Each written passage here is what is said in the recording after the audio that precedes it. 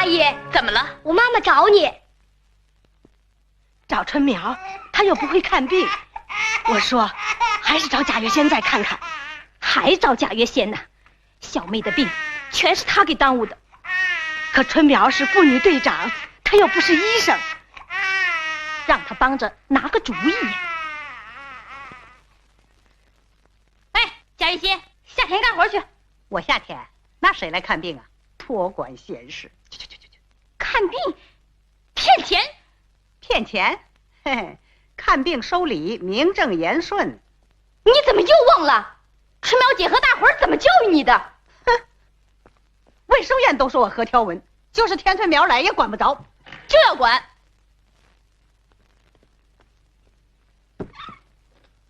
谁走资本主义路，就堵谁的道。春苗，小妹烧的不行啊，都是我娘相信贾月仙，给小妹吃像香灰一样的不知什么东西。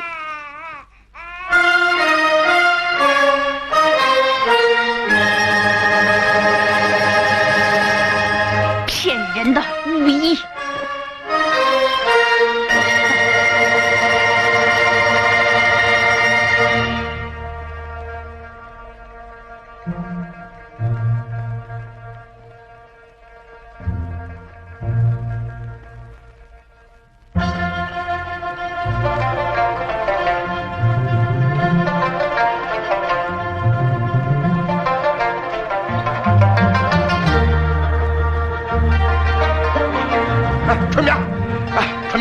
我送你们去。石长伯，你的腰不好，我去吧。行啊。娘，快去告诉阿强叔。哎，老水昌。行啊。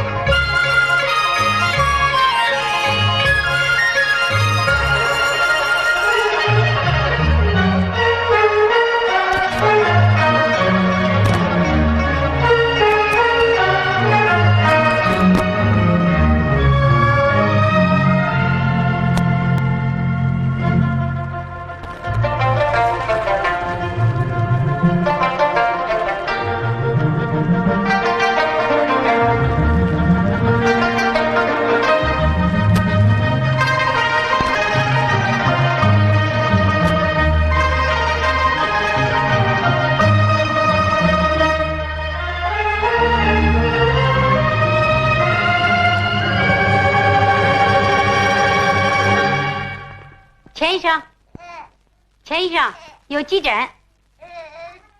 啊。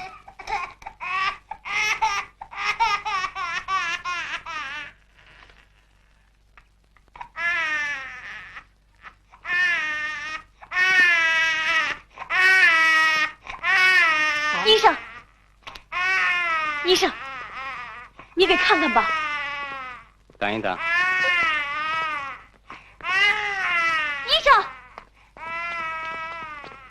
医生，孩子烧得厉害呀！等一等。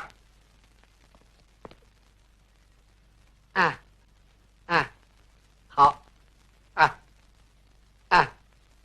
我马上送来。好。老钱呢？刚才梁局长来电话，叫把养生疗法的总结呀立即送去。哦，我已经准备好了。哦。好。顺便把这些东西带给梁局长。还有，他最近身体不好。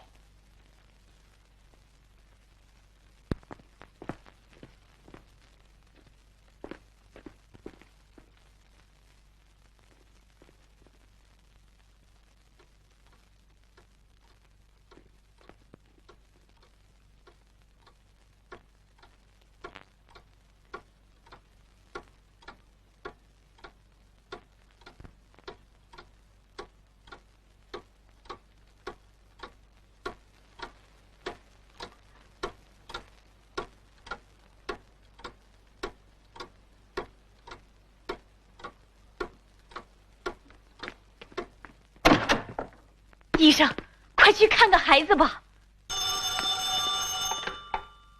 喂，我是湖滨大队党支部，啊，我是李阿强啊。歪歪，我们大队有个小孩生了疾病，现在已经送来了。喂，请你们要想尽一切办法来抢救啊！哦，好。你是湖滨大队的？啊，那先去给他看看吧。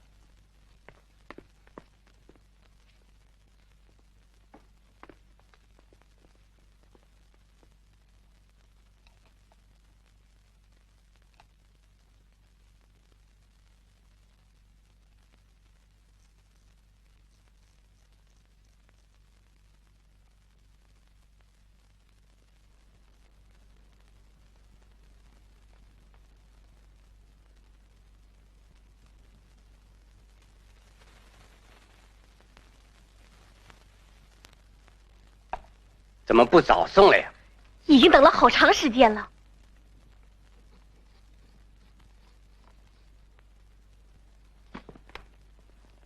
送县医院啊！哎呀，哎，医生，孩子小，拖不起呀。我们这儿没有药，还是送县医院去吧。哎呀，你小妹，小妹，小妹，小妹，小妹，小妹，小妹，小妹呀！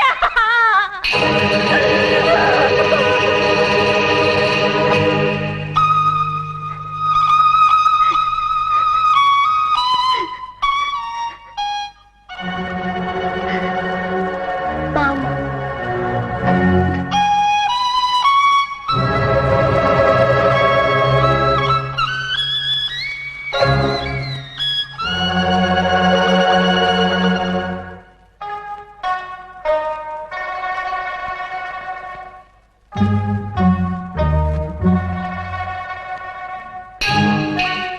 他们为什么这样对待咱们贫下中农的孩子？卫生院的那个医生小门太多，就是太不像他对着我们贫下中农。到工作就翻译翻译去。阿强叔，贾月仙骗钱害人，卫生院的医生见死不救。阿强叔，再也不能这样下去了。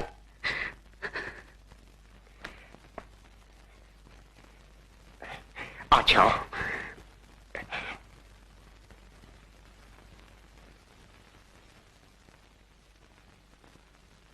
小楼，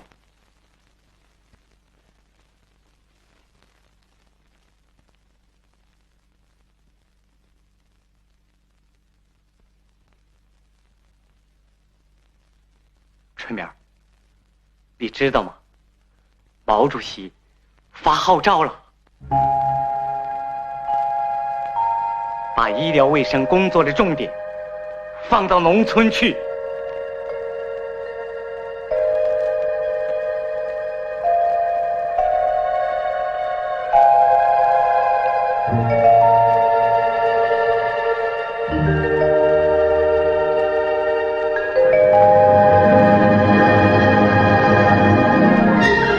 毛主席发号召了，把医疗卫生工作的重点放到农村去。毛主席多关心咱们。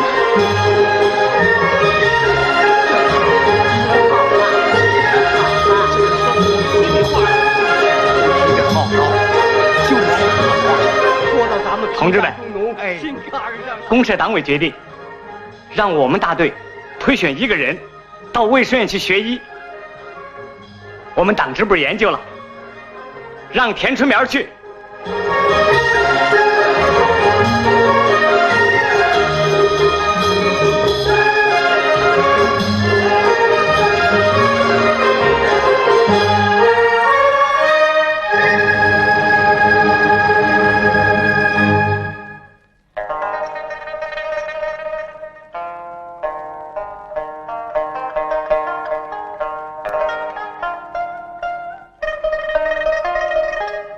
明天要到卫生院学习，早点睡吧。哎，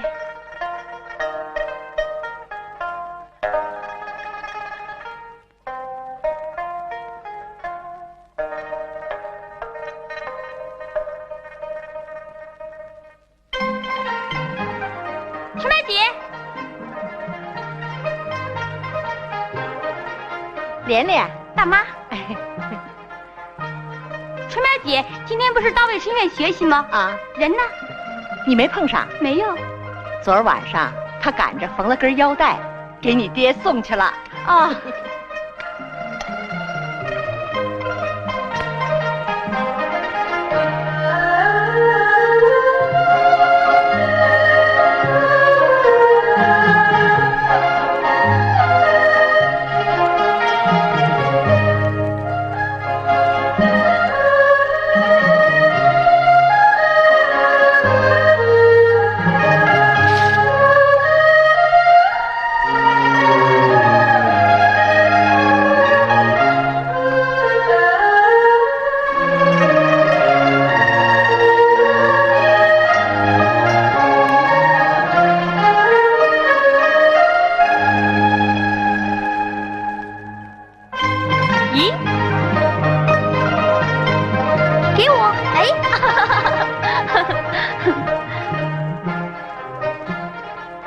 春苗，带着路上吃。早些好了，早回来呀。春苗姐，哎，春苗姐在这儿呢，快来呀！在这儿呢，快来呀！春苗队长，你就放心的去吧，我们妇女队的生产保证样样不落后。哎，往后啊，咱们看病就找春苗了。哎，春苗，走，送春苗去。好，生产女郎呢，大家别送了。春苗姨，春苗姨，哎，春苗，阿奶，孩子，我们盼着你呢。嗯，阿奶，明天连连给您挑水。阿奶，春苗好是好，可就是一脚牛屎一脚泥的，能行啊？能行，自己的医生就得挑实心实意为社员着想的人。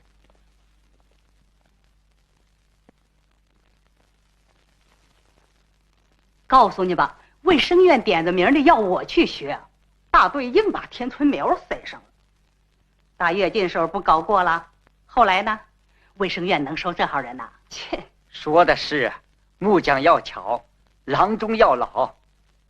赤脚人想当医生，赤脚人去学医，你可要为赤脚人争口气呀！有多少双眼睛在看着你呢？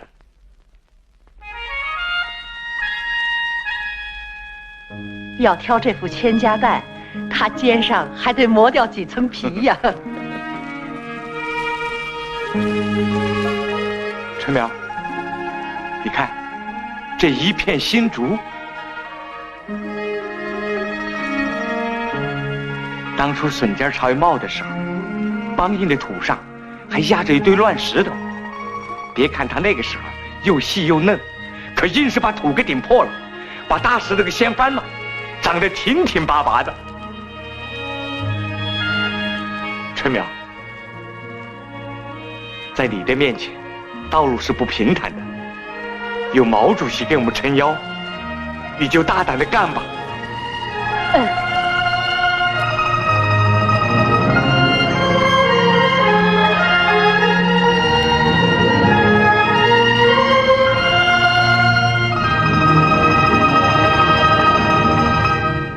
分配个大学生来，说明上级对我们的重视啊！是啊，同志，啊，杜院长在吗？我就是啊。我是湖滨大队来学习的。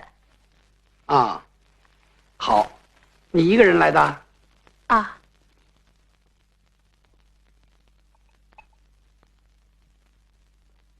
副院长，新分配来的医生到了。老钱，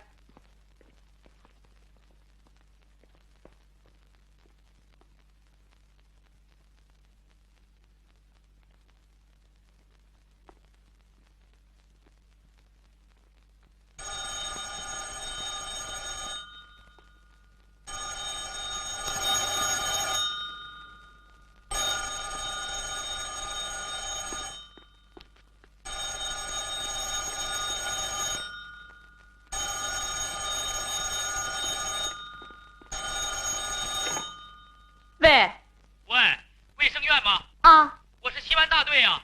哦，欢迎欢迎，在这儿。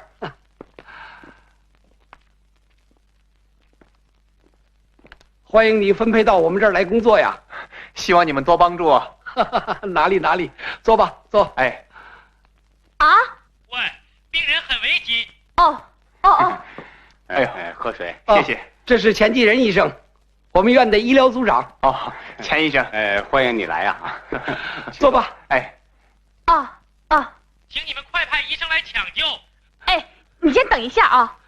别看我们这个单位小啊，还要搞尖端呢。西湾大队来电话，有重病人，让医生马上去。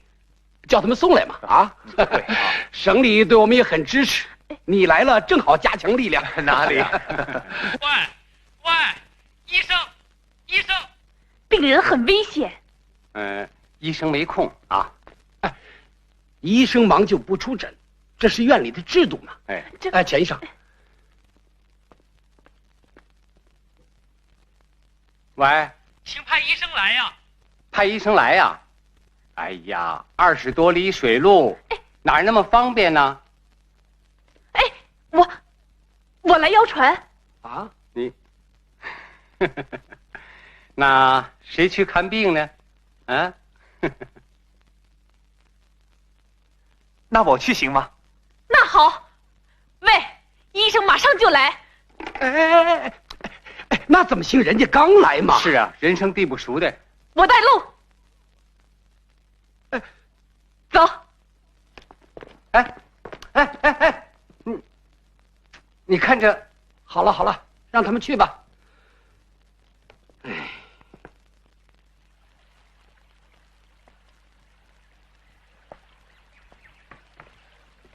医生，真不知该怎么谢你们好。多亏你们及时赶来了，我娘才。福根。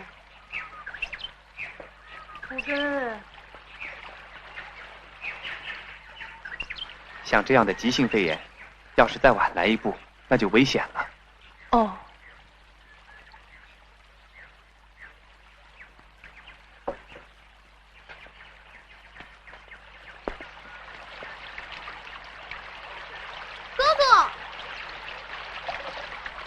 哥哥，草药药来了。你们这儿也有这种草啊？怕你们不来，向上面一个叫老石爷爷的要了这些退热的草药。这草能退热？春苗，我们赶回去吧。走，我送你们去。走。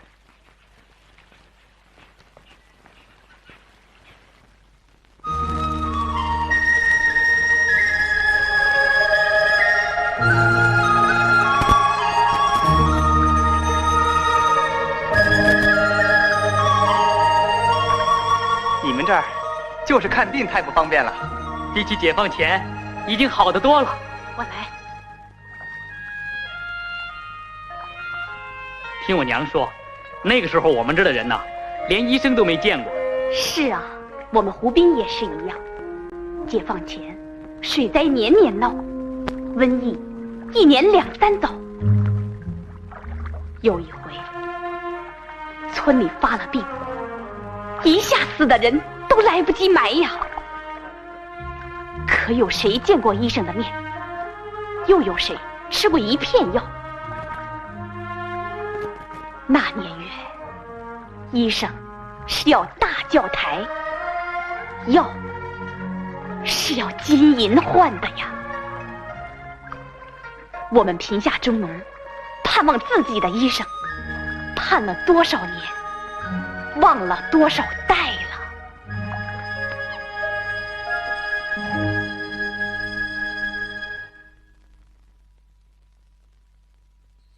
春苗同志，你的行李放在那儿了，你就住那个屋。好。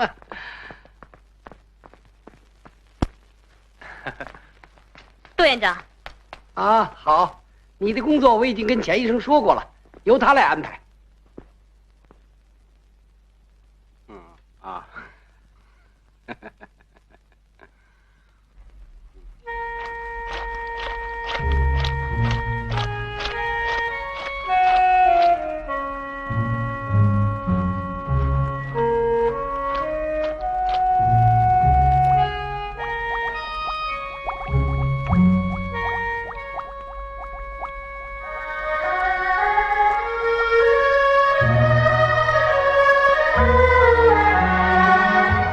唐大姐，你教我打针吧。哦，你别动。钱医生说你是来干杂物的，不能拿针头。不能拿针头？晚上到你宿舍来，我教你。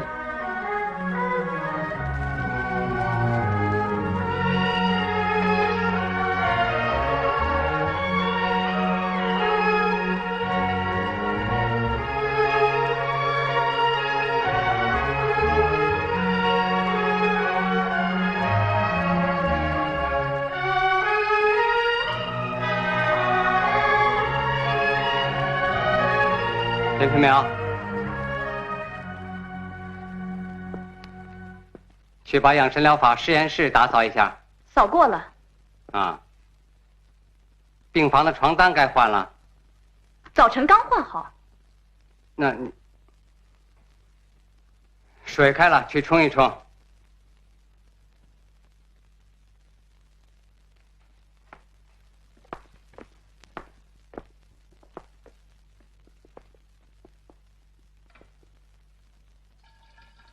你的手不也空着吗？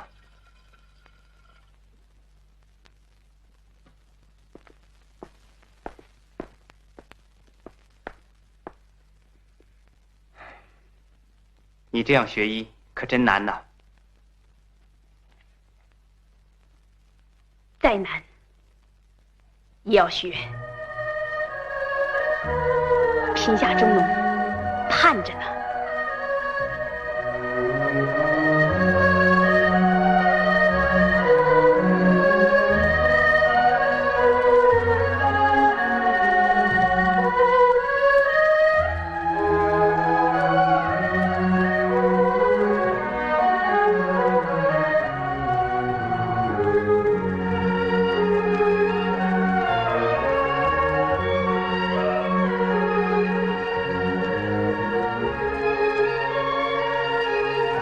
这不是肺炎，像是支气管炎。你能区别这两种病，进步很快啊。你看，是不是用这两种药？嗯。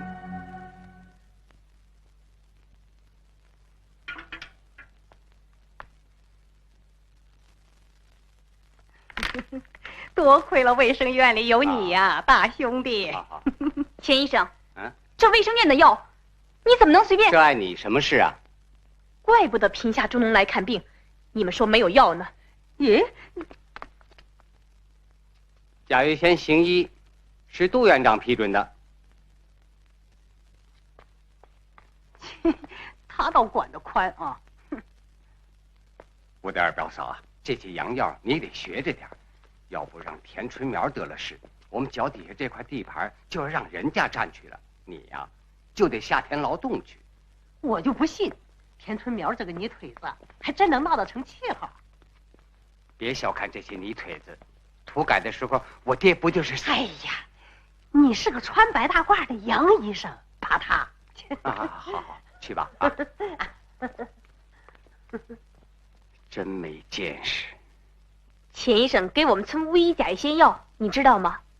像贾玉仙这样家传有点医道的，要发挥他的一技之长嘛。什么？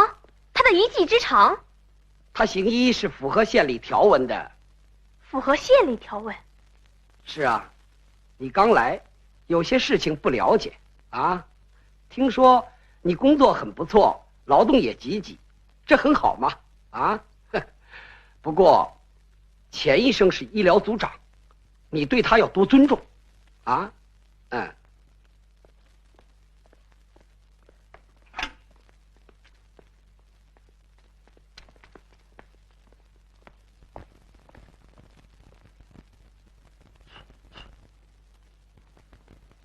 院长啊，县里都传开了。什么？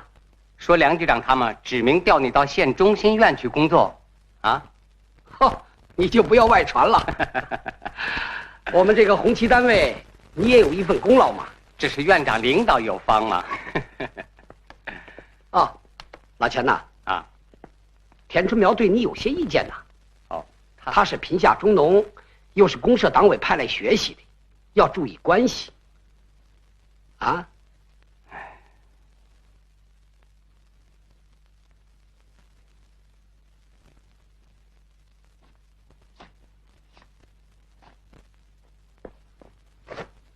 韩麦吉，韩麦吉，连连，你怎么来了？我爹为了抢救队里的一船稻谷，腰病又犯了。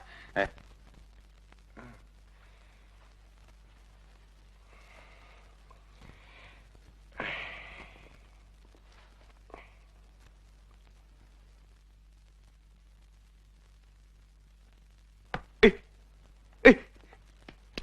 你这是老腰病了，没什么要紧的啊。回去以后呢，一是营养，二是卧床。卧床？你就是吃吃睡睡。医生，大家都在鼓足干劲儿学大战，我这条船可是不能搁浅呐。新社会了嘛，该享享福了。哎，毛主席领导咱们翻了身，我能躺在这好日子上睡大觉吗？石长伯，爹，哎呀，疼得厉害呀！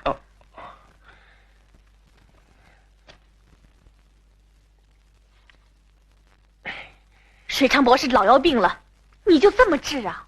有什么办法呢？病人腰疼，医生头疼，连外国人都说没办法治，啊？水长伯，来看看。哎，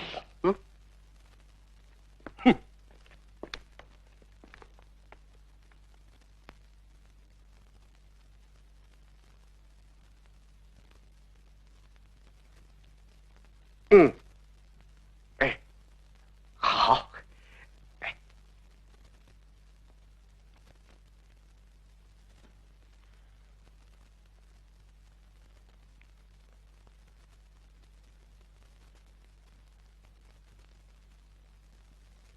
扎，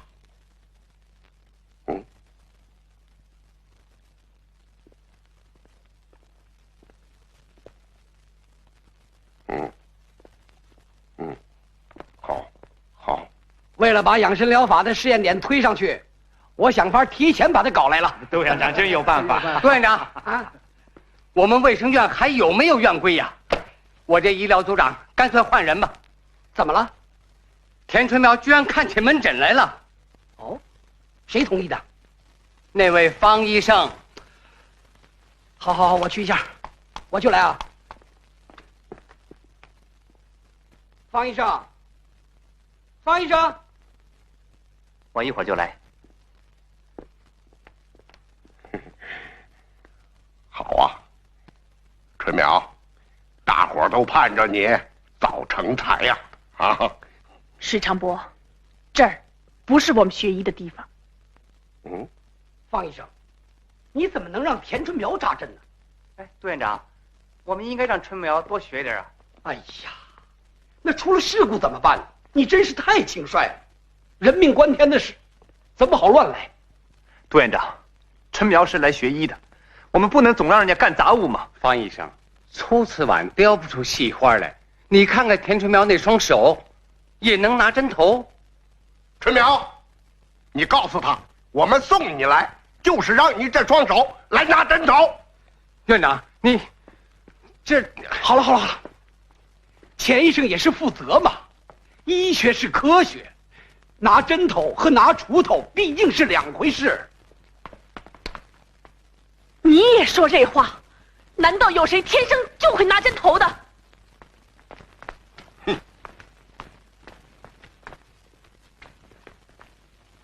田春苗，你也太不自量了！来到卫生院才几天，就想动手扎针，那要出了事故，谁负责？谁对贫下中农负责，我们最清楚啊！春苗，来，扎！什么？哎，干什么？这是卫生院，你到这儿来学习，就得遵守这儿制度，不许无法无天的。哦，你石长伯，我们回去。春苗姐，你不学了？这些日子我已经看透了，这里不是为贫下中农服务的卫生院，你们心里根本不想让我们赤脚人当医生。杜院长，钱继仁医生，你们不是看不起我这双手吗？我们贫下中农祖祖辈辈都是这双手，我们劳动人民千千万万都是这双手。我们这双手能推翻3座大山，能改天换地，也一定能拿好针头。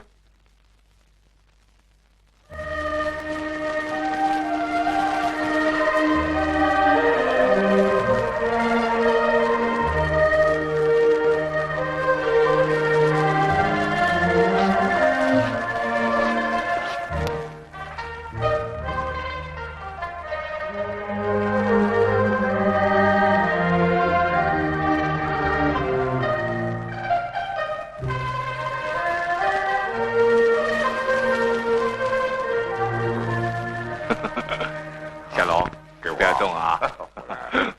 春苗阿姨，春苗阿姨，春苗阿姨，小龙，你看。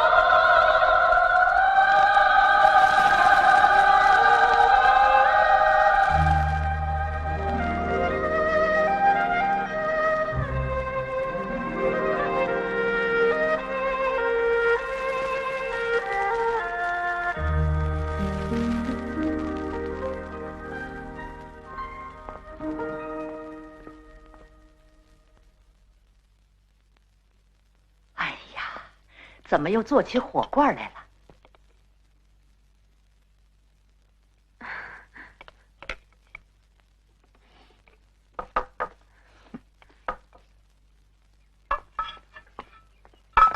春梅姐，春梅姐，莲莲，春梅姐呢？你春苗姐啊，在这儿办了个扁担医院。什么扁担医院？哎，春苗姐烧的草药预防汤。喝了下井不着凉。哎呀，人家在火里，你在水里。莲莲，什么事儿？小龙病了，阿芳嫂又去运化肥了。走。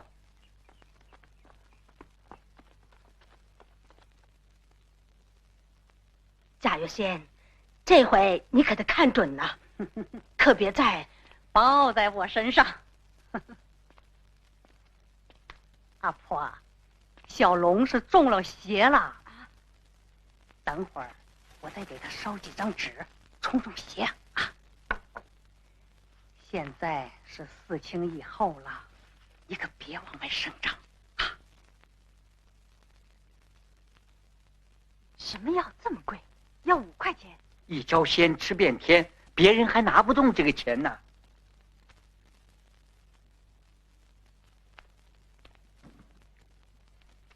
阿婆啊，一口不吃2家的药啊！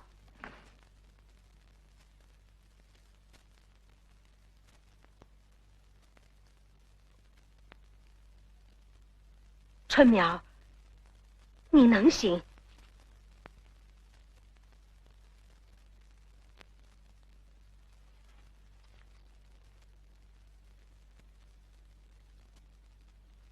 小苏打，怎么能治这个病？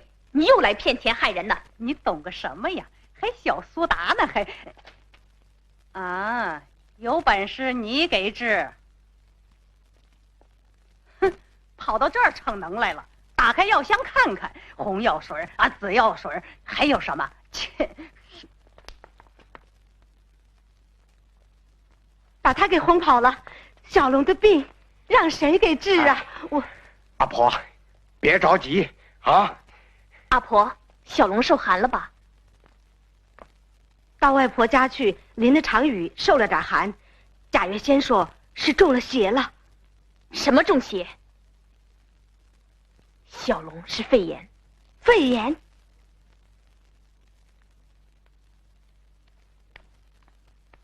我去打电话，找方医生来。好。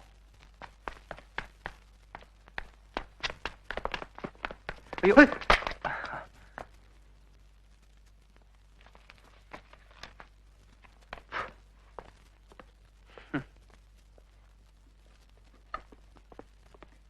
啊，好，你等一等啊。方医生呢？啊，胡斌有急诊找他。人不在。胡斌不是有田春苗吗？哎，他怎么行呢？他对贫下中农有感情，让他锻炼锻炼。同意他看病啊？这个先例不能开。喂，方医生不在。啊？派别的医生啊？梁局长来吃饭。哎，喂，医生忙，还是你们送来吧。什么？暴风雨啊？还没有来嘛？啊？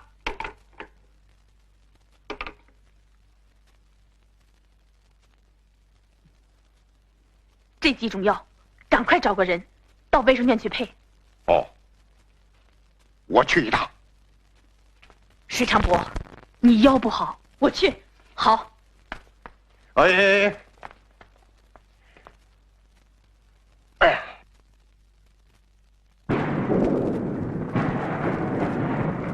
他们又不肯出诊。那就快送吧。跟方医生学着看过，你先别着急。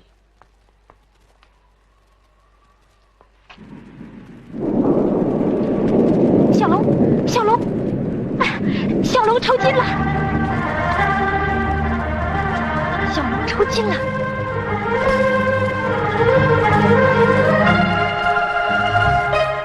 还是送卫生院吧。送卫生院？不，上次小妹就……总比在这儿等死强啊！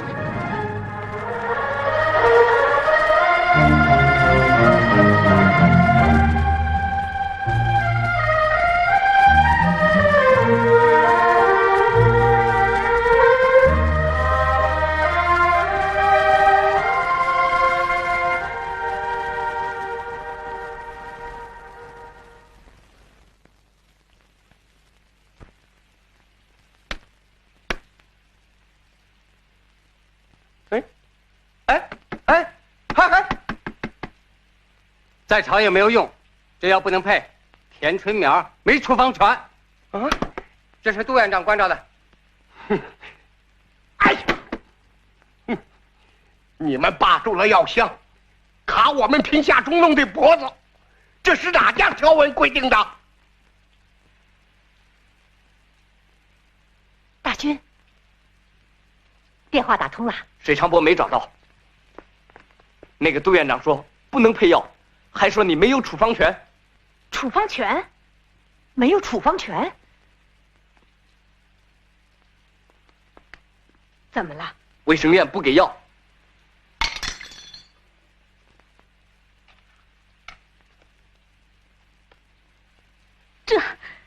这是把我们往死路上逼呀！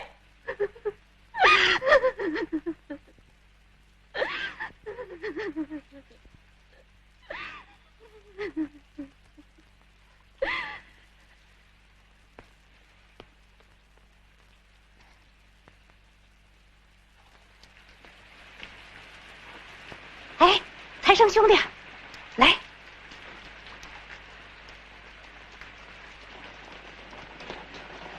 怎么样？田春苗拿不到药啊！哦，看来还要你出马呢。要我去可以，让田春苗亲自来请。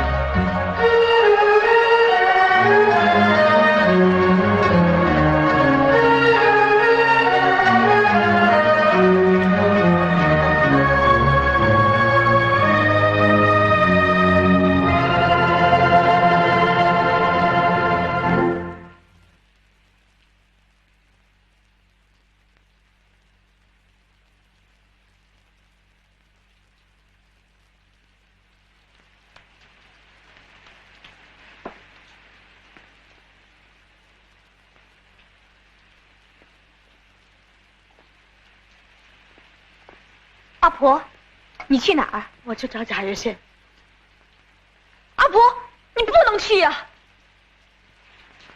卫生院送不去，你手头上又没有药，我只是到了走投无路这一步了。阿婆，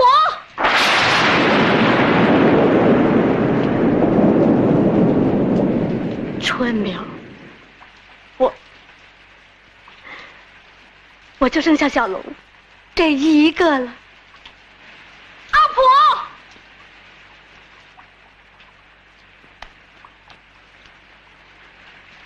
阿婆，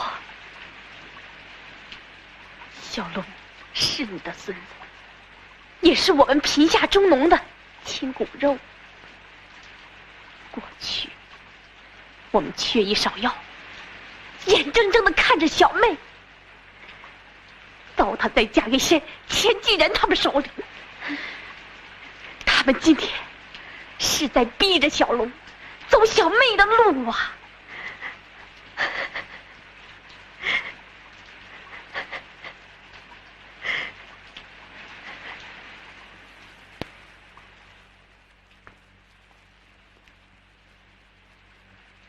阿婆，他们哪里是真心给我们治病啊？他们把我们的命攥在手心里，气我们，压我们。阿婆，春苗说的对呀，我们贫下中农志不短，骨不软。春苗是我们自己的医生，这里还有大伙儿帮着照应。阿婆，说什么我们也要救下小龙啊！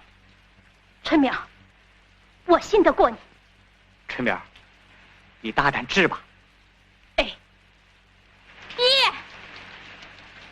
爷，水强伯，方继成，他们说你不在，你们还得怎么信？咱们快走吧。你看，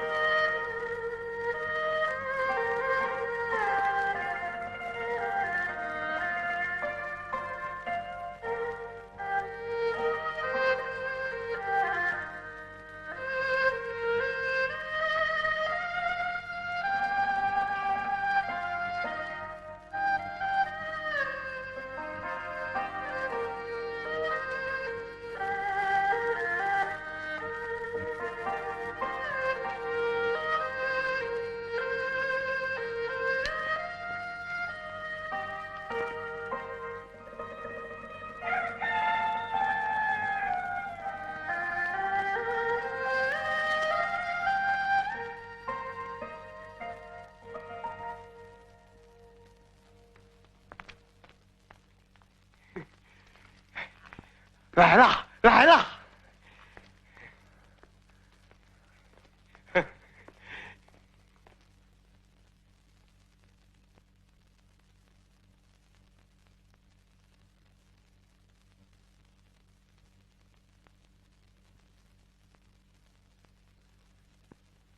已经脱险了。哦，哎，春苗是用什么药给治的？他就是用的一根银针和一把草药啊。哦，哎呀，小龙，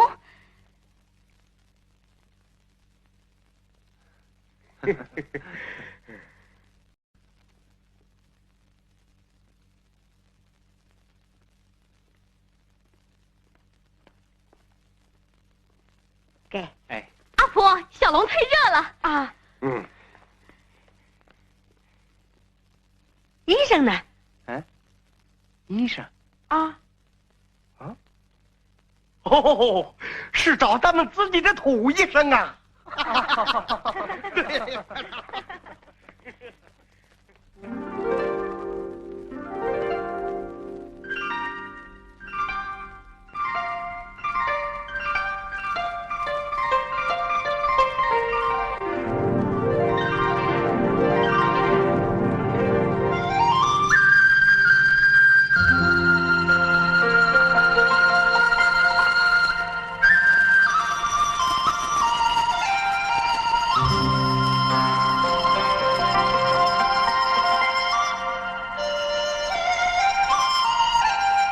这才是我们贫下中农自己的医生，赤脚医生。催主求救呀，天下光，春苗出土呀，映朝阳。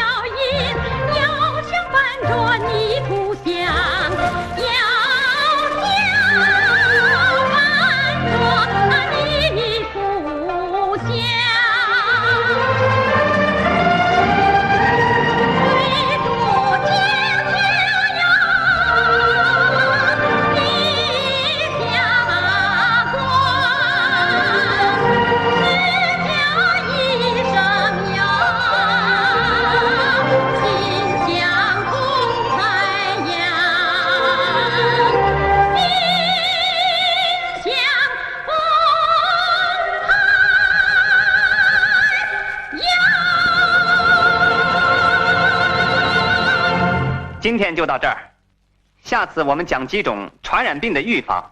下次方医生再来讲课，我们真好来听。方医生，你这样讲，我们听得懂，用得上。对，哎，要是方医生天天能来给我们讲课，那该多好啊！是，方医生，你常来给我们上课，杜院长能同意？我是抽休息天时间来的。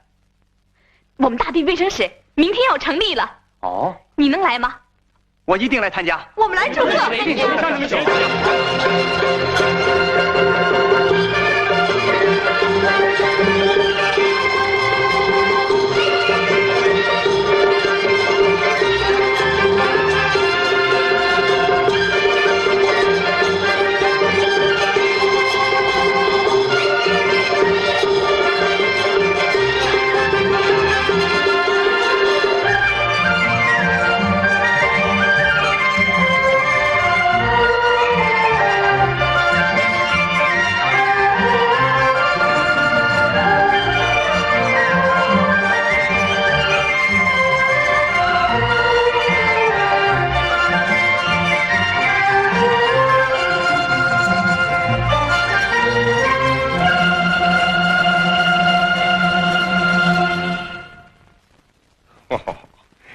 哦，叫我穿上这个，这不是把我给鼓起来了？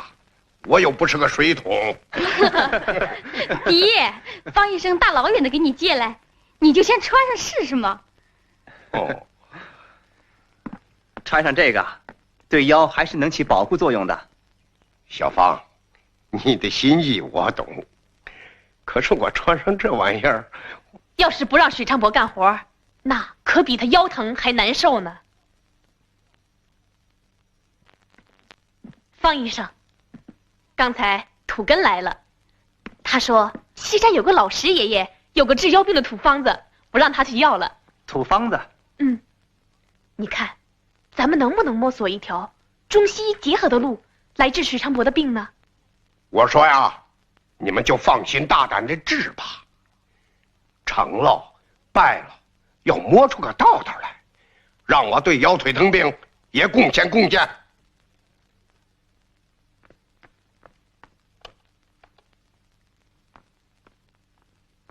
你看，这是许昌伯的病情记录。哦，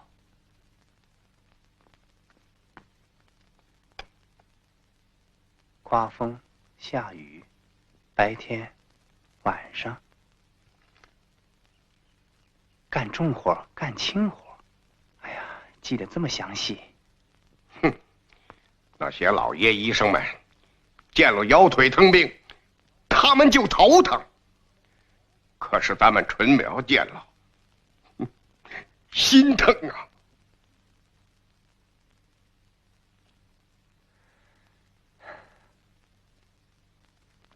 水昌伯，春苗，在大学念书的时候，我到农村去搞过四清，那儿和你们这儿一样，缺医少药。哦，当时我就下定决心，毕业后到农村去工作。我爸爸妈妈是工人，他们也都热情鼓励我到农村来。哼，所以我总认为自己能为贫下中农服务，已经蛮不错了。现在我才知道，我还没有真正了解贫下中农。你们今后可要多帮助我。方医生，咱们一块儿干吧。好，小芳，我们欢迎你来呀！我经常到这儿来，杜院长意见可大了。不怕他，我们正准备给县卫生局写信。哦，信我写好了，写好了。哦，梁局长来信了。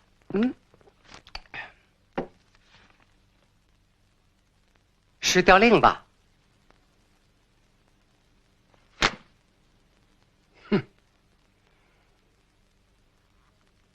田春苗给县卫生局写信，把我们给告了。啊？告了？什么？他反对我们搞养生疗法？哎，这是梁局长重点抓的呀。你再往下看。建议加强卫生院党的领导。搞到我头上来了。杜院长，杜院长，湖滨成立卫生室的事情影响开了，好多大队让我带来了申请报告。你看，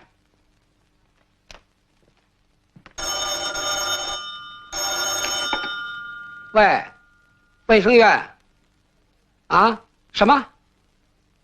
你们要成立卫生室啊？喂，我告诉你们，湖滨成立卫生室的事根本没有经过批准。胡闹！哎，公社党委不是支持的吗？那是部分人，县卫生局根本不批准。什么？这事情有什么不好吗？要是每个大队都有赤脚医生，都成立了卫生室，要我们卫生院干什么？哎呀，卫生院怎么能不要嘛？还会有更新的工作。我们可以分批下去巡回医疗，帮助指导，送医送药上门呐。卫生院不是货郎蛋。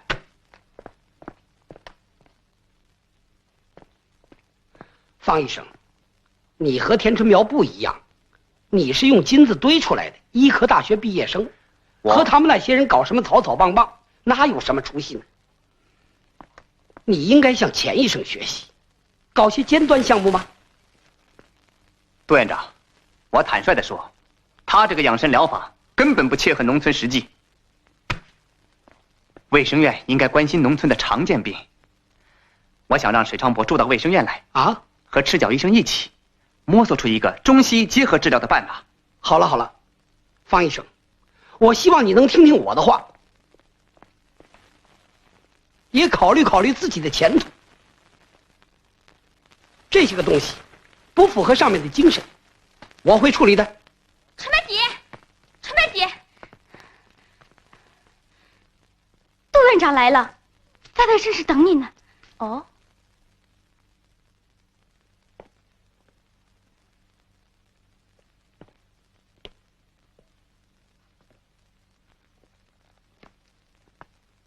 杜院长。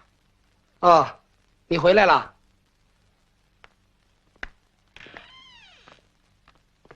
杜院长。啊，坐吧。好。你可是我们这儿的稀客呀。我来找阿强，顺便到你这儿来看看。过去对你关心不够，也有些误会嘛。作为一个领导，应该检讨啊。你这个预备党员快转正了吧？还有1个月。哦，进步蛮快呀。党员嘛，要有党的组织观念，也就是我们常说的，对上级领导要尊重。应该尊重什么样的领导？我们贫下中农心里明白。啊，杜院长，有什么话就直说吧。那好，你从卫生院一回来，就给人看病吃药，现在又办起这么个卫生室来，这不是和卫生院唱对台戏吗？这对台戏是叫人给逼出来的。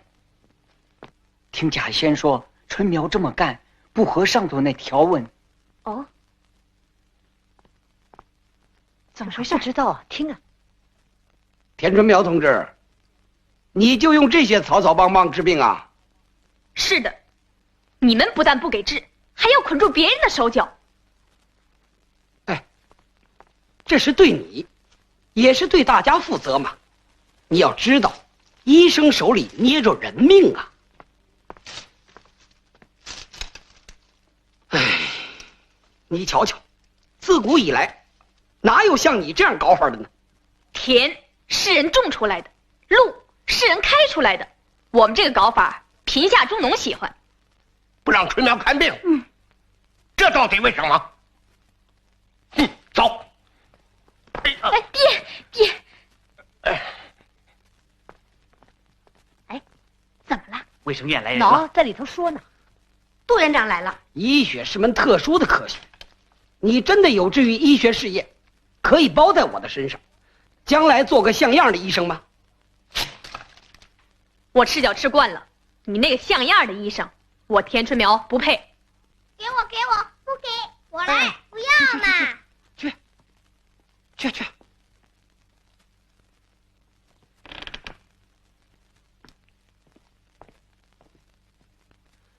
田春苗同志，你一个人在湖滨带了头，全公社有几10个大队，也都跟着干，那还要卫生院干什么？还要我这个院长干什么呢？你们根本就不为贫下中农服务。啊，不能这么说吧？我们卫生院不是设在农村吗？每天到卫生院来看病的，不都是贫下中农吗？你听听，群众是怎么说你们的？你们医院虽小，架子大，身在农村不像下，你们简直像老爷。可不就是老爷吗？田春苗，你真是太狂妄了！我告诉你，从今天起，这个卫生室必须加码。还有，这个药箱你也不准备。杜院长，你这不仅仅是我个人的意见，上头也是这个精神。这是为什么？为什么不能备药箱？我们问问他去。走了，咱们卫生去。想让我们走回头路，谁也办不到。你们这样的决定，问过我们贫下中农没有？为什么贾先可以挂旗子，春苗不能备药箱？是苗是为什么不办这样的医生？为什么不能不要？你们有意见，以后再提。现在我是以一个公社党委委员的身份，找田春苗个别谈话。你这个党委委员到底在为什么人说话？你这样顶下去是没有好结果的。田春苗，我现在正式宣布上级的决定。大家看看，根据省卫生工作条例规定，湖滨大队擅自办起的卫生事，属非法行医，应予取缔，特此通报。春苗，春苗，春苗，我家小梅花病得厉害，你快去给看看吧。哎，慢着，卫生室已经取缔，田春苗不能给人看病。那我家小梅花的病，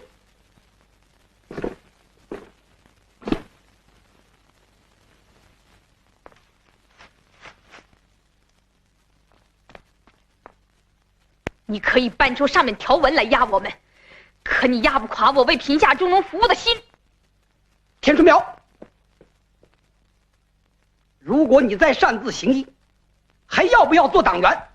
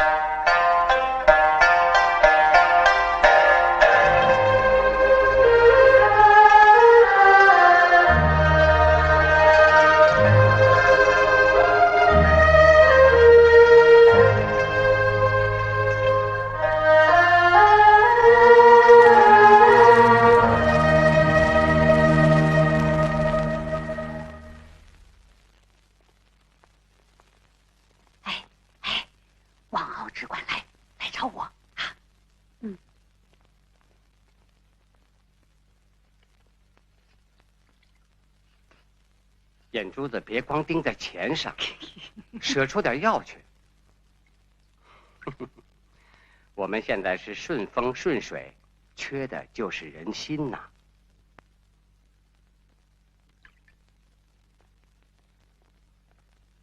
嫂子，小梅花的病，春苗，不难为你了。这下他田春苗啊。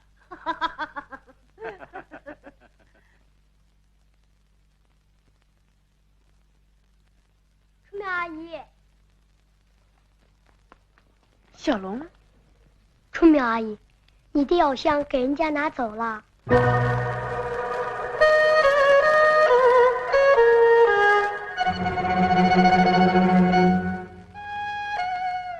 小龙，阿姨给你讲白求恩伯母的故事好吗？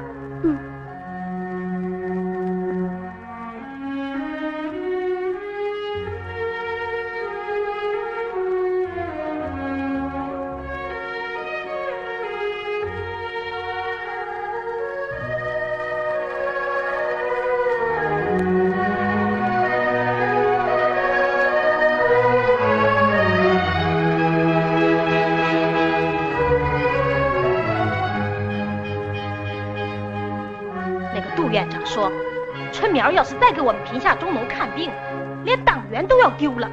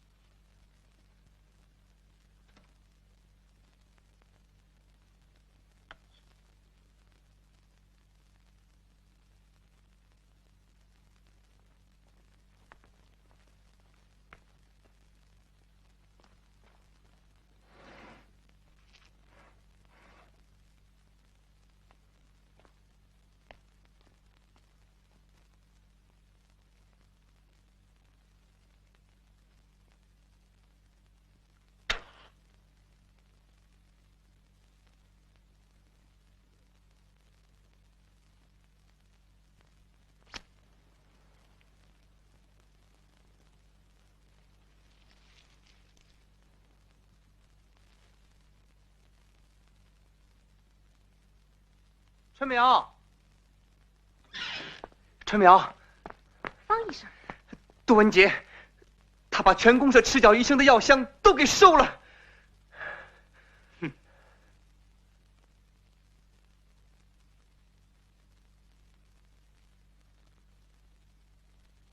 杜文杰行的这是什么王法？赤脚医生为贫下中农看病，难道这也有罪了？有罪的是他们。这笔账，总有一天要和他们清算的。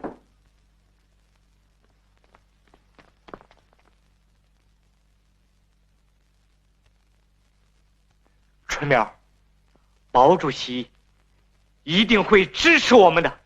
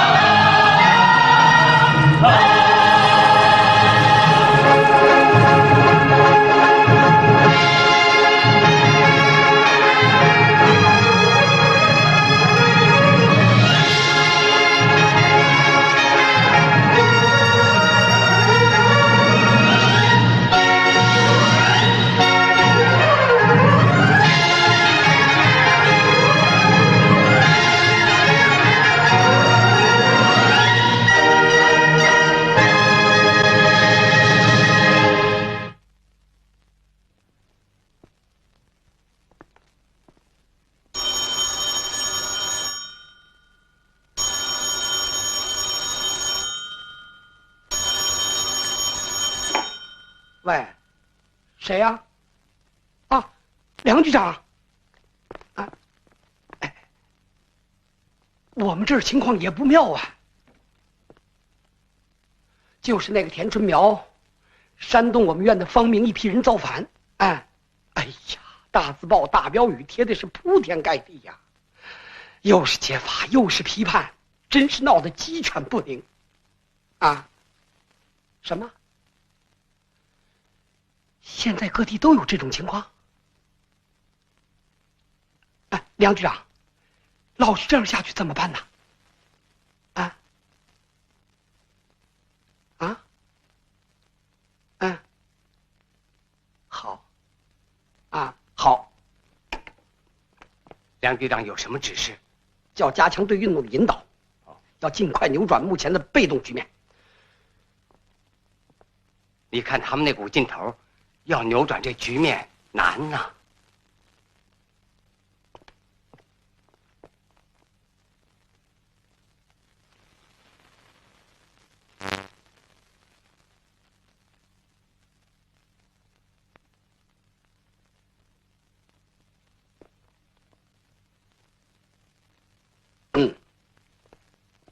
钱医生，我想啊，在我们院办一个赤脚医生集训班，把他们那个造反劲头引上轨道。现在正在浪头上，办集训班，恐怕田春苗他们不肯来。不见得。你想想，田春苗这些人为什么造反？还不是想扔掉出头病，脱产当医生啊？我这是投其所好，不怕他们不来。你马上着手准备。现在是文化大革命，我的处境不同以前了。我看还是让方医生出头露面吧。啊，你怕什么呢？我杜文杰没靠边吗？这回呀，我要亲自挂帅，你也亲自出马。这个集训班的第一课，就由你钱医生去上。不，这集训班的第一课，得由我们贫下中农来上。对，要由我们来上。对。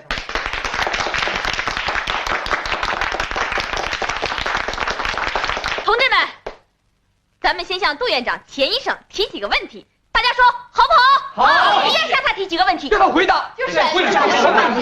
太不像话了！这是为什么？是的。杜院长，过去你把赤脚医生踩在脚下，想要置之死地。可现在却办起了这个赤脚医生集训班，你跟大伙说说，这么大的弯子，你们是怎么转的？让他说清楚。大家不要误会，过去我们在赤脚医生问题上是有不少缺点和错误啊。现在我们就要以实际行动来改正。这个集训班，也就是我们对大家的关心嘛。怎么个关心法？这白衣服，每人一件啊；药箱，每人一个。还有听诊器。梁局长啊，还特别批准，在集训期间，每人另发现金补贴啊。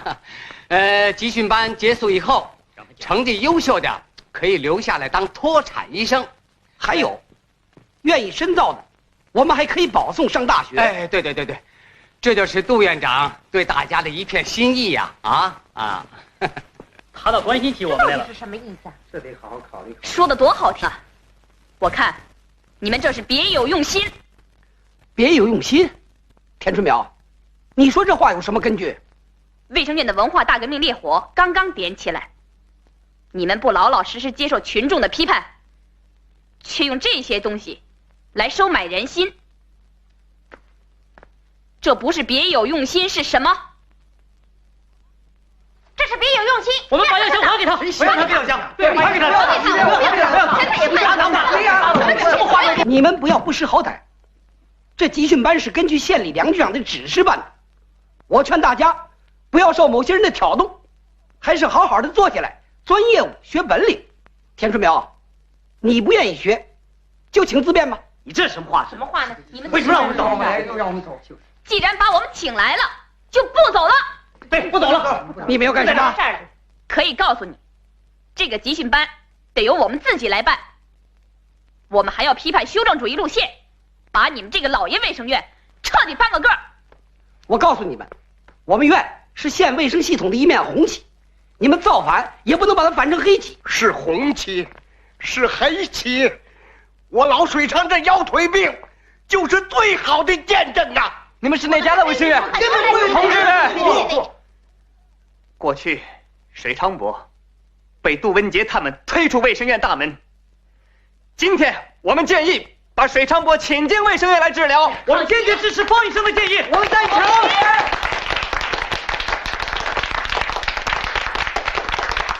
哎，方医生，院里床位少，你是知道的。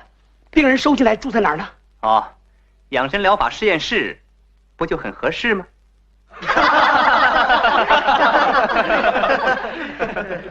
这儿，水昌伯就住在这儿。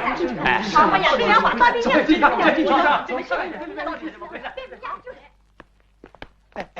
方医生，这腰腿病农村多得很呐，你把他收下，开了先例，往后我们这个小小的卫生院就难办了。放哪儿？楼上。水昌伯为抢救小龙淋了雨，病越来越重，我们卫生院不应当负责吗？哎呀，没有特效药，这腰腿病能治吗？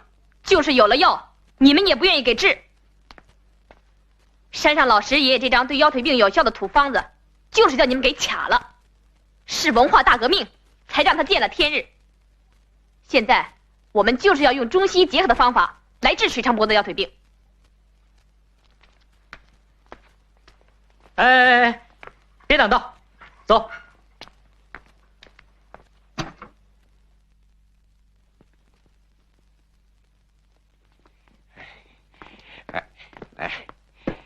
来，春苗，方医生，你们就放心大胆的治吧。还是那句话，成了败了，要摸出个道道来。我老水厂也算做出了贡献。院长，叫他们闹去。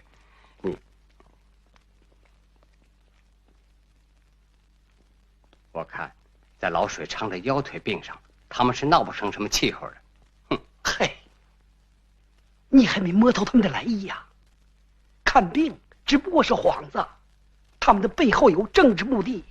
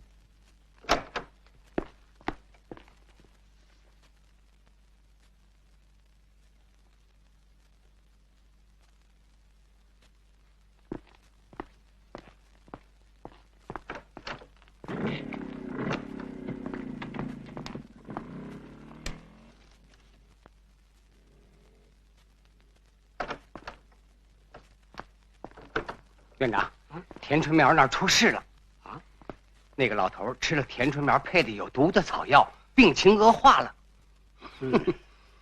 这正是一个时机，可以杀杀他们的气焰。哦，老钱呐，梁局长送来急件，说形势要转呐。啊，现在明确了，田春苗、方明这样干是有政治野心的。哦，他们想把我这个党的领导赶走，上面叫我们马上组织反击。梁局长英明啊，太及时了。院长，枪打出头鸟，只有把田春苗、方明他们打下去，其他的人，不攻自破。你去组织几个人，把方明找到，狠狠地整他一顿。至于那个田春苗嘛，就在老水昌的病上，把文章做足。哎，财生兄弟啊，来呀，来呀，你来呀！我这张大字报，你签个名。什么？写春苗的啊？我才不签呢！哎呀，听说田春苗把老水昌治坏了。小楼，你上哪儿去啊？我要去看春苗阿姨和水昌爷爷。咱们湖滨都写了大字报支持春苗呢。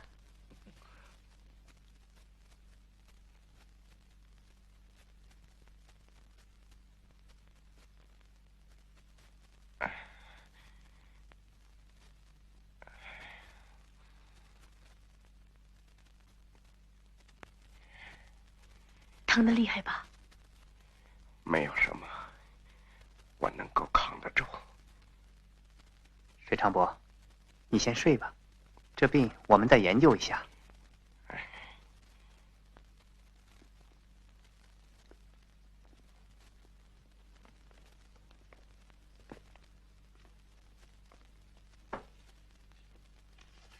我爹的腰腿从住院以来一直发麻，怎么现在突然剧痛起来了呢？前几人在群众中到处宣扬，说是吃了春苗配的有毒草药，引起了病情严重恶化。我看，老师爷爷的方子，暂时停用吧。方医生，这疼恐怕不一定是恶化的表现。现在还是稳妥一些好啊，千万不能叫杜文杰他们抓住把柄。我再找人去商量商量。走。唐大姐，你和莲莲照看好水昌伯，我再到山上老师爷那儿去一下。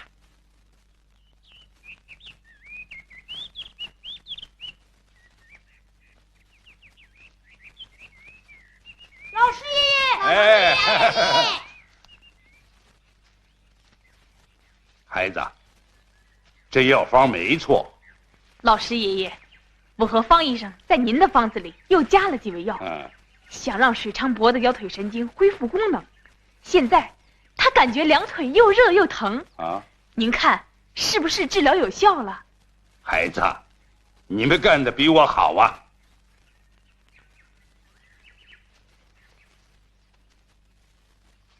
水昌眼下这情景啊，是好转，是好转。那往下该怎么治呢？有头没了还不算好啊，往下得给他加大剂量，再吃。可这味药我们已经用足3000了。哦，已经用足3000了。嗯。水昌伯的腰腿病有20多年了，药量轻了，怕不顶用。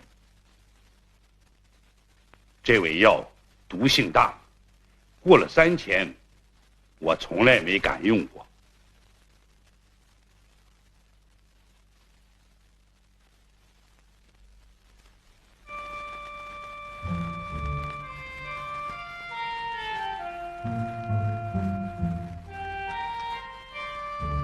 前几人到处宣扬，说是吃了春苗配的有毒草药，引起了病情严重恶化。现在还是稳妥一些啊，千万不能叫杜文杰他们抓住把柄。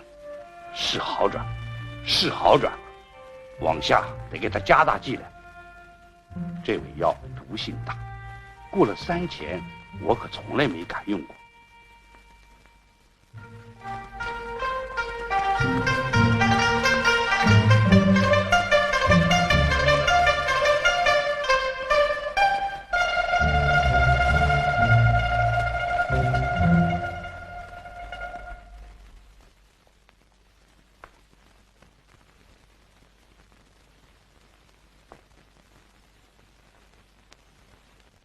贴出来了哦，看田春苗他们怎么办吧。搞的什么名堂啊？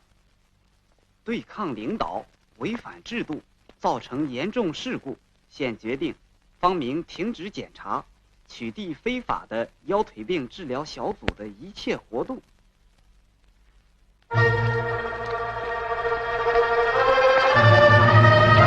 水昌伯，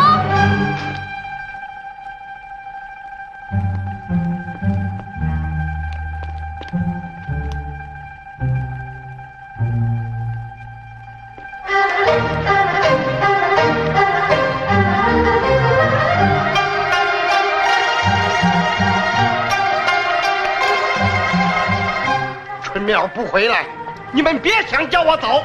田春苗回来又怎么样？哎，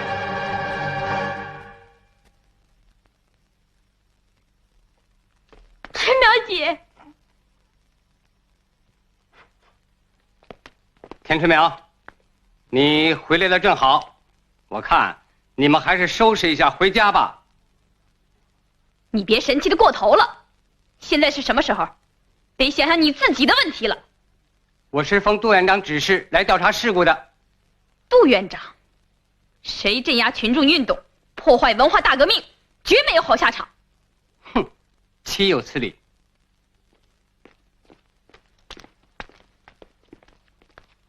春苗，杜文杰说集训班结束了，强行勒令赤脚医生都回大队。那个前几人把我们治疗小组的东西都扔到屋外边去了。春苗，杜文杰不怀好意呀，想借着我这个病把你们搞垮。哼，落潮总有涨潮时啊，你可要顶住。哼，我这个该死的腰腿病，偏偏在这个时候。水昌伯，他们想搞垮我们，没那么容易。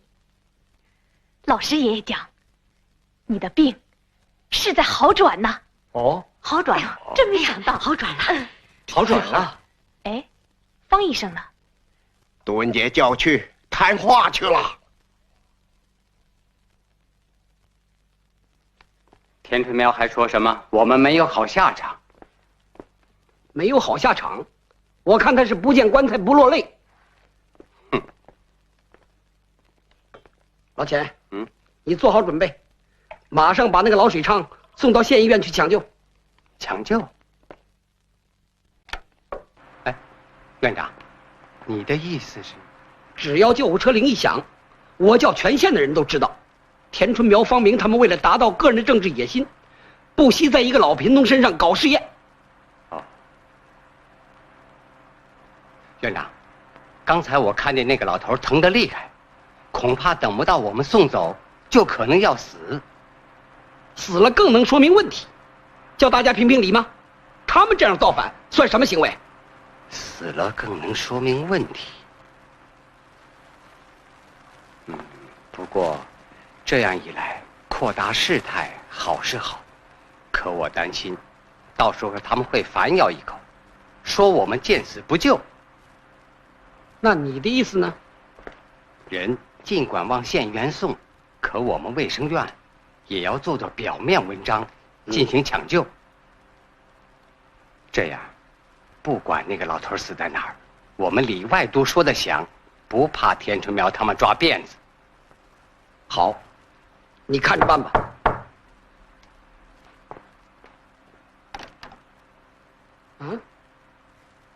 方医生呢？这个你就用不着多问了。现在是文化大革命了，你杜文杰想一手遮天，办不到。我问你，方医生有什么过错？你凭哪一条让他停止检查？他的问题，你还不清楚吗？我清楚。他为贫下中农治病，要停职；他起来批判修正主义，要检查。这是我们院里的事，用不着你外边人来过问。外边的人，请你不要忘记，在这卫生院的大门上还挂着我们朝阳人民公社的牌子。在你们眼里，我们贫下中农都成了外边的人。杜院长，你说这种话，我都替你难过。钱继仁是什么人，你难道还不知道？你让他赶走水昌伯，这是什么性质的问题？你不要再错误地估计形势了，田春苗同志。事到如今，也该为自己的前途想想吧。一个人要是戴上了反党帽子，那就一切都完了。我可以告诉你，没有省里的精神，县里的指示，我杜文杰是不会随便行动的。你掂掂分量吧。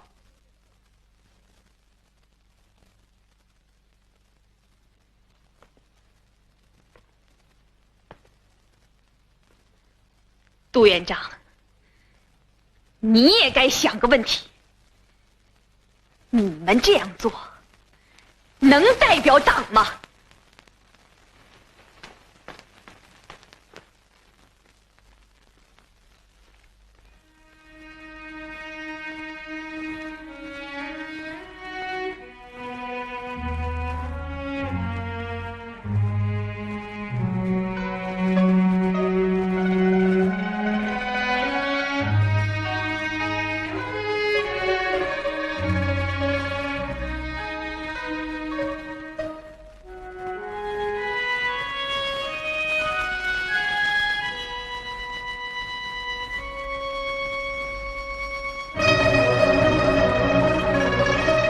省市医疗组长，你对他要多尊重啊！拿针头和拿锄头毕竟是两回事嘛。卫生十一取缔，田春苗不能给人看病。一个人要是戴上了反党的帽子，那就一切都完了。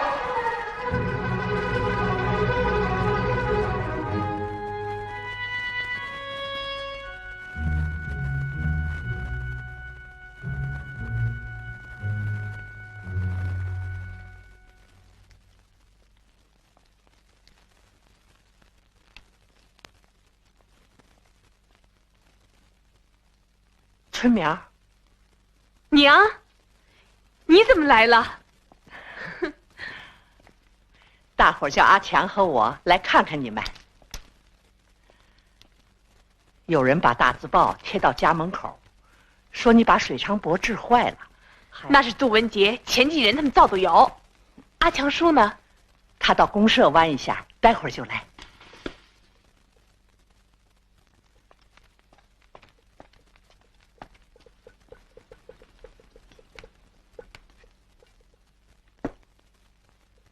孩子，这土方子你不是尝过了吗？娘，水长伯的病是好转，要让他的病好透，药量还得加大呀。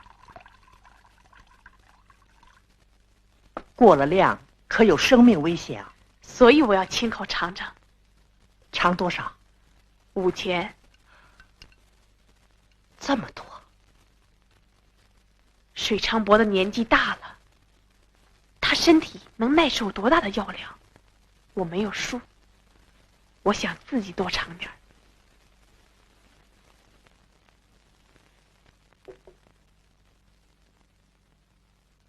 娘，你就放心吧。孩子，打你爹死后，就剩下我们娘俩。现在你又要冒这么大的风险，娘怎么能放心让你？娘，你不是常给我讲，解放前我爹临死的时候连一口汤药也没喝上吗？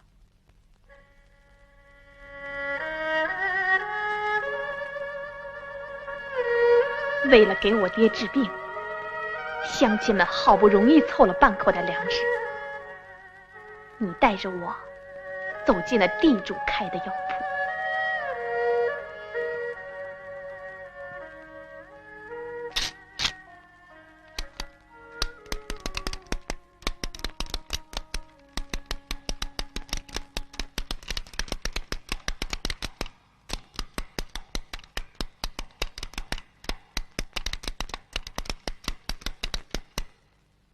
他们不但不给药，还说什么我爹欠他们的租米不还，生就的穷命，死了不如一根草。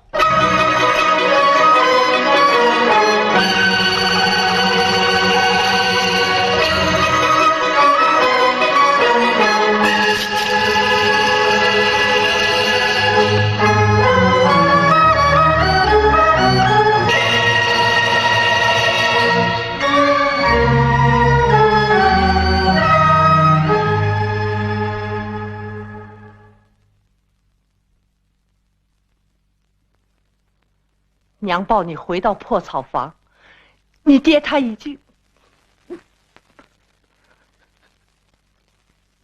这缺医少药的苦，我们贫下中农受够了。可钱继仁这个狗地主的孝子贤孙，又仗着杜文杰做靠山，想爬到咱们头上来作威作福啊！娘，我替水长伯尝药，是想长贫下中农的志气，把卫生院的文化大革命搞好，替赤脚人争个看病治病的权利呀。孩子，娘懂了。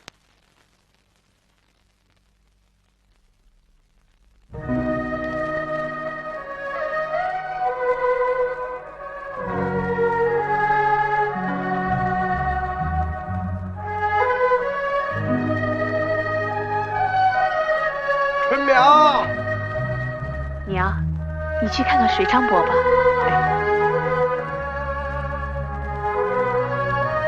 娘马上回来。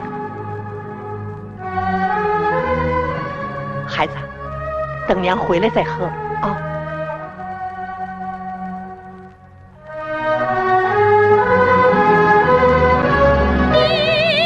阳光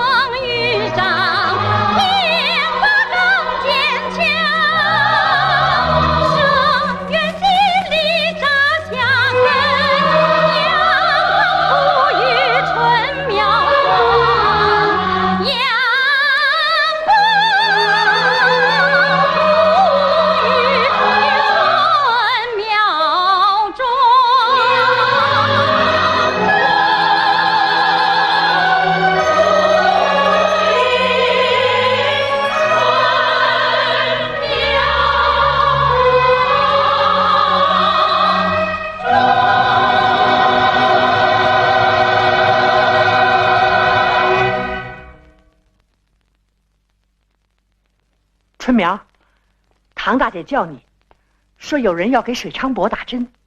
哦。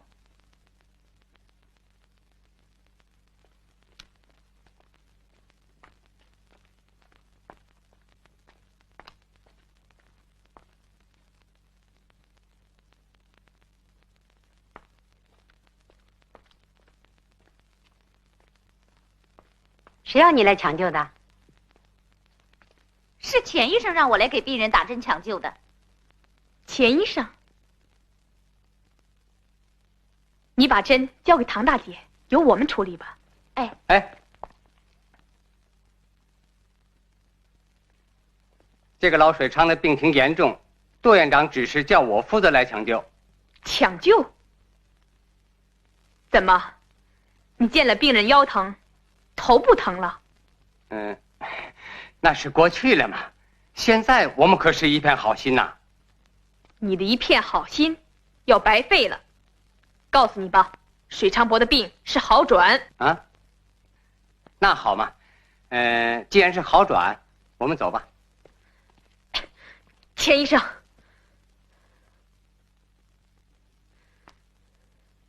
你用的是什么特效药？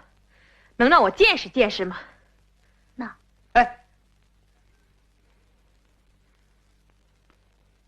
怎么，我这双拿锄头的手，不能拿你的针头？田春苗，你这什么意思？我前继人是个医生，怎么？我用什么药，难道还要你批准吗？拿去。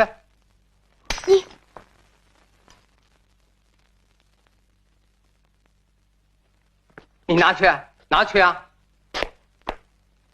走。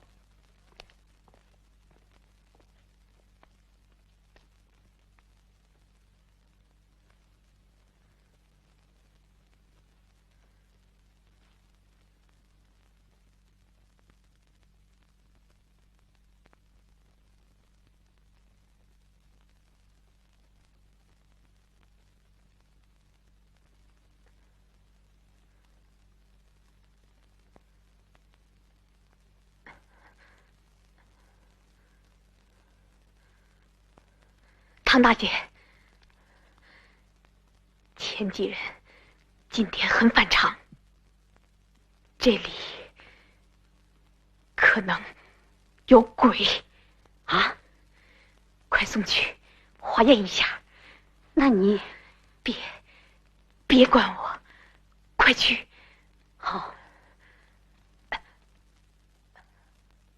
呀，陈苗姐，陈苗姐，春苗，陈苗姐，春苗。陈苗姐，春苗，你怎么了，陈苗姐？春苗，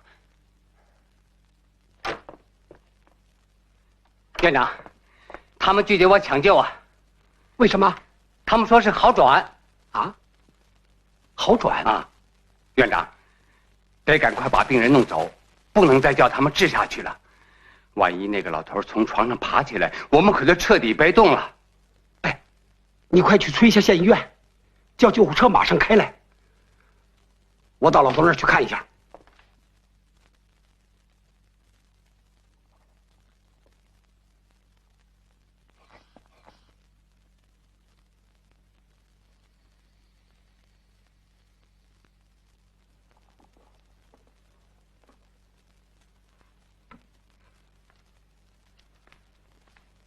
怎么样？血压还好，现在心跳很快。那怎么办呢？不要紧，我心里明白着呢。方医生，你快说说，他们是怎么整你的？你好好休息吧。方医生。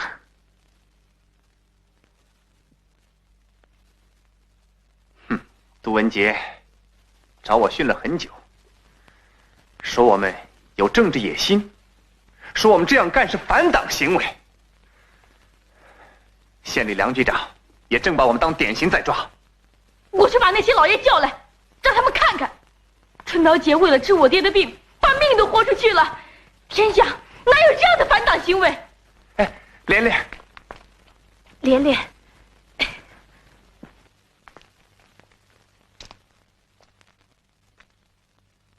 春苗，有件事情我一直想不通。前几人和我们作对，这我懂。可是杜院长他为什么？他是个党员，还是个领导啊？最近我也一直在琢磨这个问题。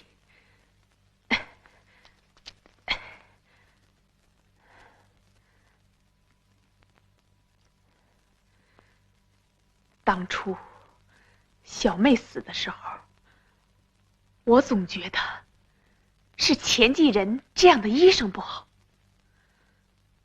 可是后来呢，把我们赤脚医生从卫生院挤走的，除了钱继仁，还有杜文杰。在看卫生室的时候，杜文杰又得到了梁局长的支持。我想了很久，他们不是共产党员吗？不是领导吗？可他们为什么总不听毛主席的话呢？在他们心目中，为什么没有我们广大贫下中农呢？通过文化大革命，我开始懂得了，杜文杰名义上是共产党员，实际上已经成了钱继仁他们在党内的代理人了。他们从上到下代表着一条修正主义的黑线呢。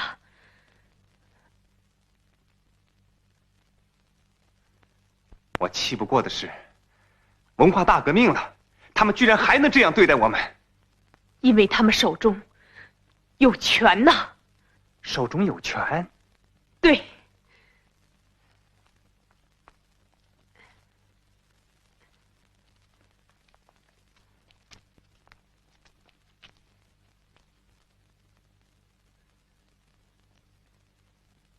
过去，梁局长杜文杰他们利用手中的权力，重用钱继仁那伙人，打击我们赤脚医生和革命的医务人员。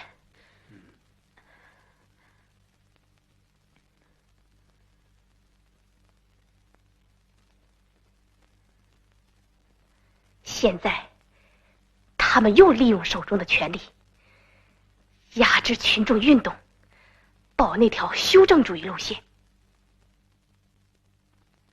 毛主席亲自制定的16条告诉我们，这次运动的重点是整党内那些走资本主义道路的当权派。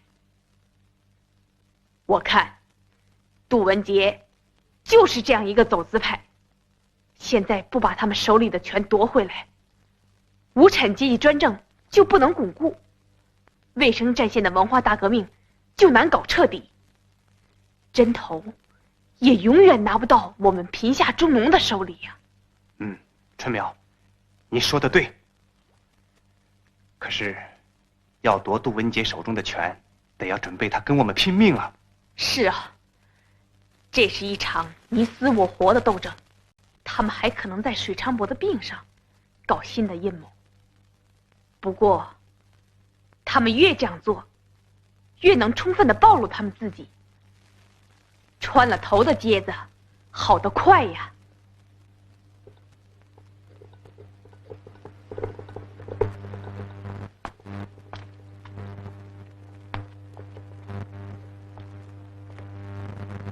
你感觉怎么样？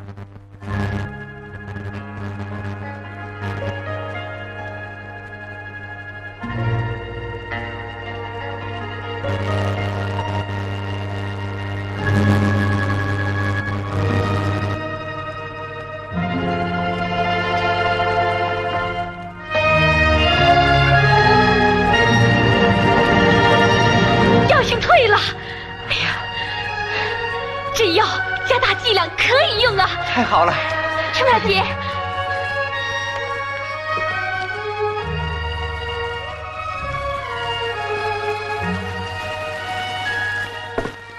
春苗姐，你歇着，这碗药我给爹送去。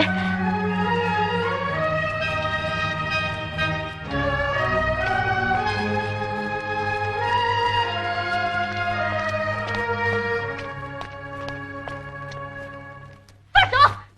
你为什么要夺我的药碗？田春苗不是医生，他没权给病人看病吃药。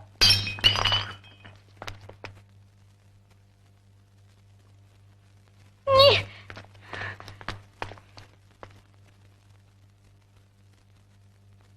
春苗，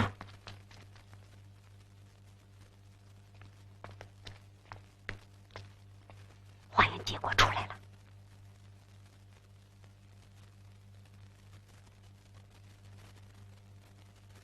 你们大队的人把贾月仙给带来了，阿强正在找他谈话。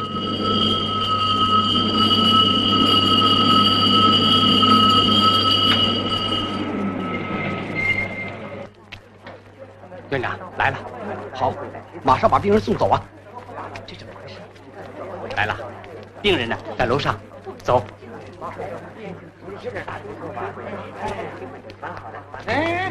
等，你们要干什么？老水伤病重，从县医院抢救。这是谁的决定？我。病人住在我的院里，我是院长，有权决定。钱医生，你们上去。站住！杜文杰，你们耍的花招够多的了，把你那套收起来吧。你的决定得问问群众的意见。啊？我们不同意。我也不同意。你们，田春苗治坏了老贫农，还拒绝我们抢救，大家评评，这是什么性质问题？北，来，扶我一把。爹，哎，怎么样？你们来的正好，他们要把水长伯赶走，还要把我们赶走，给他们辩论去！快走！田春苗，你口口声声说要治好老水长的病，可杜院长要把病人送到县医院去抢救，你又反对，你不怕背上蓄意谋害的罪名吗？蓄意谋害水昌伯的人是有的。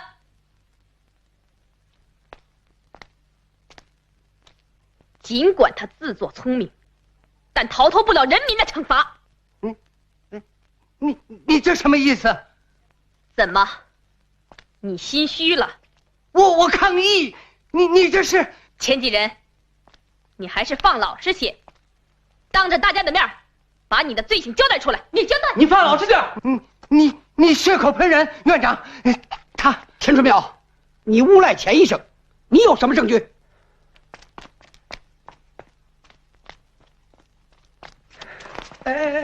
你这个披着人皮的狼！大家看，这就是证据。这是怎么回事？经过化验，证明钱继仁在抢救水昌伯的真药里放了毒啊！蓄意谋害水昌伯的就是他。院长，他们这是陷害好人呐！你才是陷害好人！想不到你这样狠毒。这里还有一针，他要我在救护车里再给水昌伯打。这家伙真是坏蛋！院长，我这是为了保你啊！你真是比毒蛇还狠毒啊！你真是白长嘴巴，披上心呢你！看你狐狸尾巴往哪藏，想破坏文化大革命，对他实行无产阶级专政。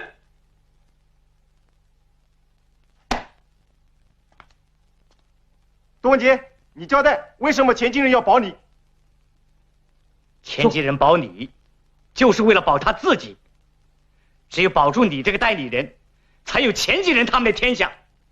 阿强叔说的对，是这么回事。对，你听一听，钱继仁在这本反动日记上是怎么写的？抓住杜文杰，大牢卫生院，踩住赤脚人，有朝一日重做人上人。这是打倒反革命分子钱继仁，打倒反革命分子钱继仁，加强无产阶级专政，加强无产阶级专政。过去我没有看透钱继仁，可他干坏事，我不知道啊。你不知道？过去你把医疗卫生大权交给钱继仁，让他那双黑手拿着针头来残害我们劳动人民。可是你对我们贫下中农呢，却口口声声污蔑说我们拿锄头的手不能拿针头。在你的心目中，爱谁恨谁，这不是很清楚吗？你在修正主义的道路上走得够远了。我杜文杰也是苦出身呐，从小当学徒，解放后入的党，这些年我辛辛苦苦的干，总不见得干的都是修正主义吧？我问你，你辛辛苦苦干些什么？为了迎合少数老爷的欢心，把国家给卫生院的经费、药品、器械大量拿去搞什么养生疗法，而对广大贫下中农的死活，你却根本不管。这不是干修正主义是什么？杜文杰，你还拿贫下中农的防病经费买了人参孝顺那个梁局长，你这是千方百计往上爬。同志们，我是药房监的，赤脚医生开的药方，杜文杰他们在上面打叉叉，说是非法行医，没有处方权。而那个巫医贾月仙，杜文杰却吹捧他有什么一技之长，让他从卫生院后门拿走了大量药品，去挖社会主义墙角。可贫下中农的孩子生了重病，你们连一粒药都不给，你们这些个老爷的心好狠呐！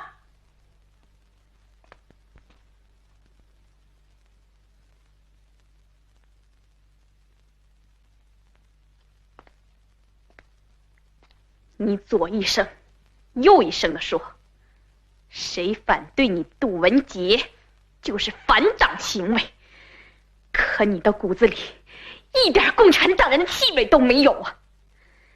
你还说什么自己是苦出身，可是路线错了人会变。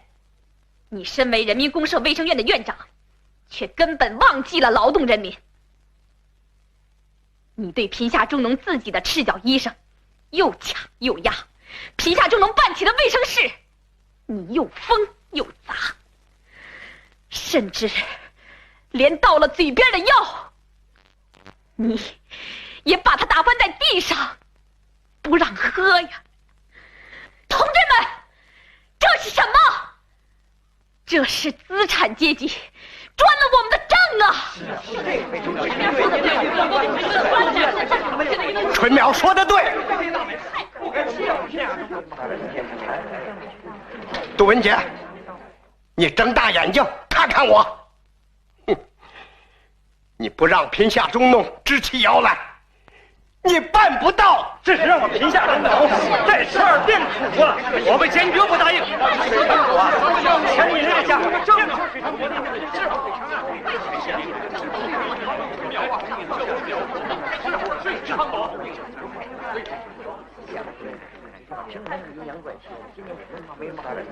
春苗，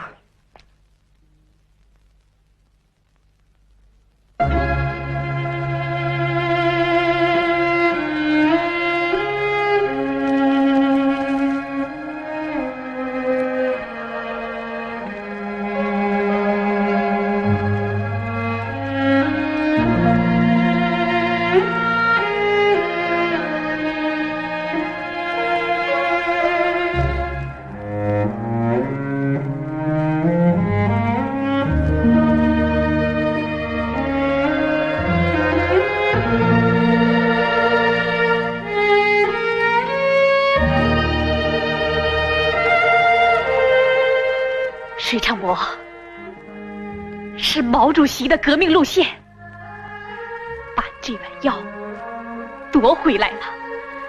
喝吧，喝下去，你的病会好透的。